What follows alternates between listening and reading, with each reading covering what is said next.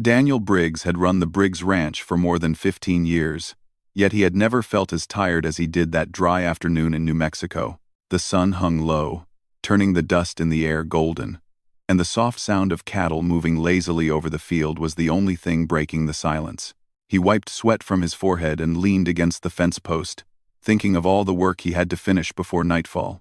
Most of his ranch hands had left for better-paying jobs in town, and the few that remained came only when they felt like it. He was alone more often than not, and it showed in the way his ranch seemed quieter than it once had been. As he stood there, he noticed a small figure standing near the far fence. At first, he thought it might be someone from town coming to ask for a job, or maybe a traveler passing through, but as the figure stepped closer, he realized it was a woman. She moved slowly, carefully, as if she was unsure if she should approach. Her clothes were dusty, her hair tied loosely behind her head, and she carried nothing except the calm look in her dark eyes. She was clearly Apache, something the townspeople would have judged immediately. But Daniel wasn't like them. The woman finally stopped a few feet away, her hands held together politely in front of her. She looked tired in a way that came from long days of walking, long months of being ignored, and long years of surviving without help. Daniel didn't speak right away. He sensed she needed a moment to gather her courage. "My name is Taya," she said quietly. Her voice was soft but steady. "I am looking for work." Daniel studied her face, not with suspicion, but with curiosity. She didn't look weak, and she didn't look afraid. She looked determined, even though her body seemed worn out. "What kind of work?" he asked gently. Taya hesitated. She had probably been rejected so many times that she knew most people wouldn't give her a chance. Finally, she lifted her chin just a little. "Sir, I can cook. No one believes me in town. They laugh at me. But I can cook." Her words were simple, but Daniel felt the weight behind them. She wasn't begging. She wasn't trying to win sympathy. She was offering the one skill she believed she could defend. Daniel nodded slowly. "All right," he said. "Show me." It was only one day of work. He wasn't promising anything more than that. But the moment he said the words, he saw something shift in her expression. Not relief exactly, but a quiet hope she was afraid to trust. He led her to the ranch kitchen, a small room with an old stove, worn counters, and shelves filled with basic supplies. Everything looked simple and plain. Daniel wasn't expecting much. Maybe a decent meal, maybe something better than the burnt bread he usually made for himself. He didn't expect anything more, but Taya moved like she belonged in the kitchen. She washed her hands carefully, tied her hair back, and opened jars and baskets with practiced calm. She didn't ask questions. She didn't complain about the limited ingredients. She simply worked. Daniel watched silently from the doorway as she mixed flour and water for fresh bread, chopped onions with quick, neat motions, and seasoned a pot of beans with a mix of herbs he didn't even know he had in his pantry. The room slowly filled with a warm, comforting smell Daniel hadn't felt in years. It reminded him of a time when his mother cooked on cold winter days, filling the house with heat and kindness. It was the kind of smell that made a person stop whatever they were doing and just breathe for a moment. By the time Taya finished, the table was set with fresh bread, a stew that looked far richer than he had expected, and a warm drink made from herbs she had found near the porch. She stepped back and folded her hands again. Daniel sat at the table and took a bite. The moment the food touched his tongue, he paused. He wasn't the kind of man who exaggerated, but the taste was unbelievable. The bread was soft on the inside and crisp on the outside. The stew was rich and full of flavor. Even the drink warmed his chest. He looked up at her, stunned. He paused again, unable to find the right word. "This is the best meal I've had in years." Taya didn't smile. She didn't try to look proud.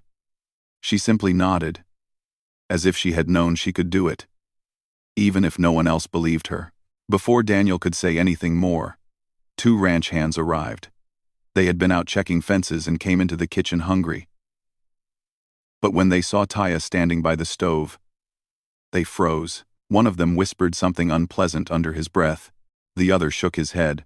"I'm not eating this," one muttered. "No telling what." Daniel slammed his fork gently onto the table, not angry, but firm enough to make them stop. "If you don't want to eat," he said calmly, "then you can leave. Nobody is forcing you to stay." The ranch hands looked shocked. They weren't used to Daniel defending anyone, let alone a stranger. They murmured something and left the room. Taya lowered her eyes, clearly uncomfortable. She was used to being rejected. She wasn't used to being defended. After she cleaned the kitchen, she stepped outside to wash the dishes at the pump. Daniel watched her through the window. She moved quietly, always working, always focused. She never wasted time. She never stopped.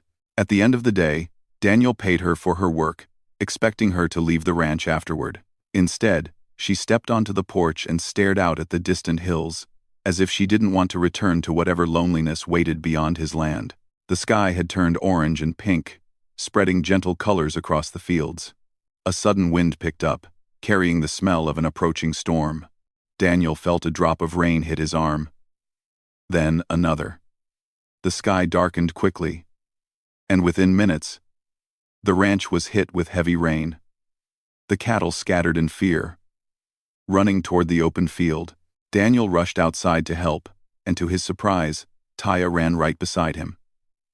She didn't hesitate, didn't hide from the storm, didn't wait for instructions. She grabbed ropes, called out gently to the cattle, and guided them toward shelter. Rain soaked her clothes, but she moved with strength and certainty. Daniel had never seen someone so small work with such determination. She wasn't doing it for money or to prove herself. She was doing it because she didn't want the cattle to suffer. That told Daniel more about her character than anything she could have said. By the time the storm passed, both of them were covered in mud, exhausted, and breathing hard. They stood under the porch roof, watching the sky clear. Taya's hair clung to her face as she tried to catch her breath. Daniel looked at her, not as someone in need of help, but as someone who had already helped him more in one day than most workers had in weeks. "Taya," he said gently. She turned her head slightly, unsure if she had done something wrong. "You can stay," Daniel said, "as long as you want." She blinked, confused. She had expected only one day of work. She had expected him to send her away like everyone else. Her voice trembled just a little when she spoke. "Are you sure?" she whispered. Daniel nodded. "Yes, you've earned it." For a long moment, Taya didn't speak. She simply stood there, staring at the fields she had helped protect. She seemed overwhelmed, not by emotion, but by disbelief. A place to stay, a place to work, a place where she wasn't judged. These were things she had stopped hoping for. As the last light of sunset touched the land, Daniel realized that hiring her might be the best decision he had made in years. And Taya realized that for the first time in a very long time, she wasn't alone. Taya woke before sunrise, as she always did. Old habits had shaped her life. Wake early. Work quietly. Stay out of the way. But that morning felt different.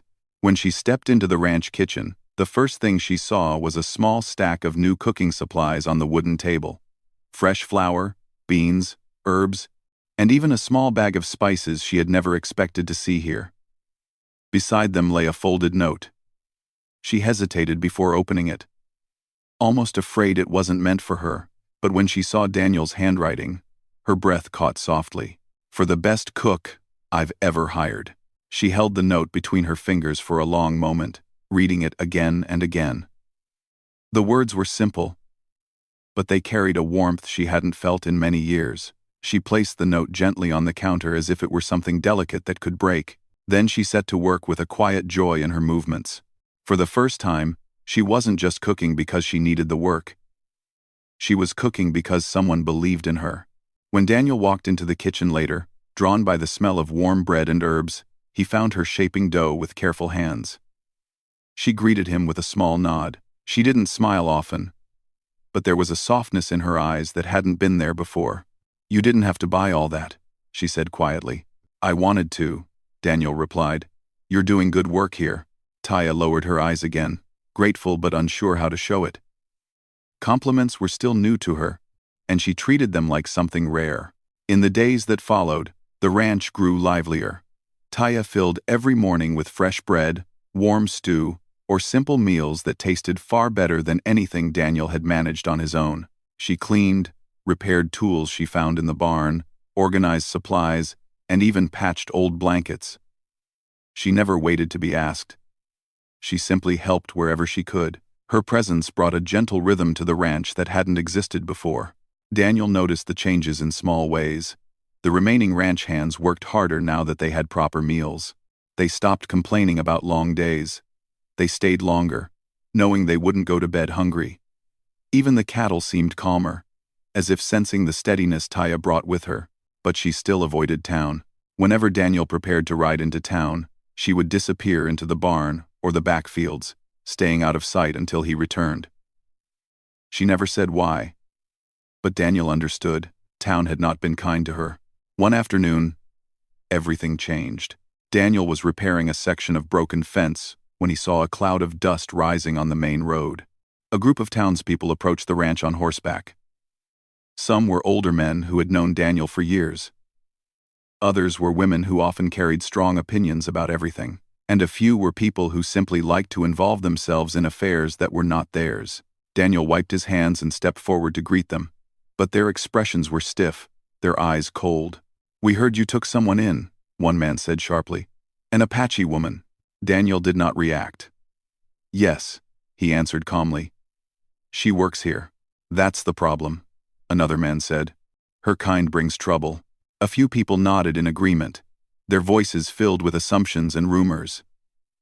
None of them had ever spoken to Taya. None of them knew her. But they had already decided who she was. Taya had turned the corner of the house carrying a basket of laundry, but when she saw the group, she stopped. She stood silently behind Daniel, not hiding, but keeping her distance. Her hands tightened around the basket handle. She didn't look fearful, just tired. She had heard these kinds of words too many times. The townspeople continued their complaints. They said she would steal. They said she would bring danger. They said she didn't belong. Daniel listened for a moment before speaking, his voice steady but firm. "She works harder than any of you," he said. "She's honest, respectful, and she's done nothing wrong. She stays." Several faces showed surprise. They had expected him to give her up easily to avoid conflict. But Daniel wasn't the type to bend when he believed in something. One woman exhaled sharply. "You'll regret this," she said, turning her horse. "Maybe," Daniel replied, "but I doubt it." The group left, muttering among themselves. Dust rose behind them as they disappeared down the road. Taya didn't speak until the last sound faded. "You didn't have to defend me," she whispered. "Yes, I did," Daniel said. "You didn't deserve any of that." Her eyes softened, and for a moment she looked younger, as if the weight she always carried had lightened. She had expected rejection. She had expected to be told to leave. Instead, she had been protected. That evening, she prepared a meal with extra care. She roasted peppers, seasoned the stew more richly, and baked soft bread with a flavor Daniel had never tasted before. When she placed the meal on the table, she didn't say anything, but Daniel understood. It was her way of saying, "Thank you." Weeks turned into months, and life on the ranch grew even steadier. Taya became part of every task and routine. Daniel found himself depending on her more each day, not just for the work she did, but for the quiet companionship she offered. She brought peace into the ranch without meaning to. As the ranch thrived, the town slowly changed too. People who had once refused to speak to her began to notice how well she worked. They saw Daniel's ranch becoming more successful again. Curiosity grew. One day, an older woman from town arrived quietly with a basket in her hands. She looked nervous, but determined. "I came to say thank you," the woman told Taya. "For the bread you shared last winter." Taya blinked, surprised. She had forgotten that day. A cold winter had left an older couple struggling, and Taya had given them a small loaf from her own supplies without telling anyone. She hadn't expected anything in return. The older woman gave her a small smile before leaving. It was the first sign that not everyone in town wished her harm. Bit by bit, the sharp edges of people's opinions softened. They didn't fully accept her, but they didn't treat her as harshly either. Some even asked Daniel for her recipes, though they never spoke to her directly. She didn't mind. Kindness in any form was enough. On the ranch, the bond between Daniel and Taya grew stronger in small, simple ways. He began to ask her opinions about supplies and repairs. She began to share old stories from her childhood around the fire. Daniel listened carefully to every word. She spoke with honesty, without bitterness, and her voice always carried a quiet dignity. One late afternoon, they stood together on the porch watching the cattle settle as the sun dipped low behind the hills. The sky glowed with soft gold and rose colors. It was one of those rare moments when the world felt peaceful.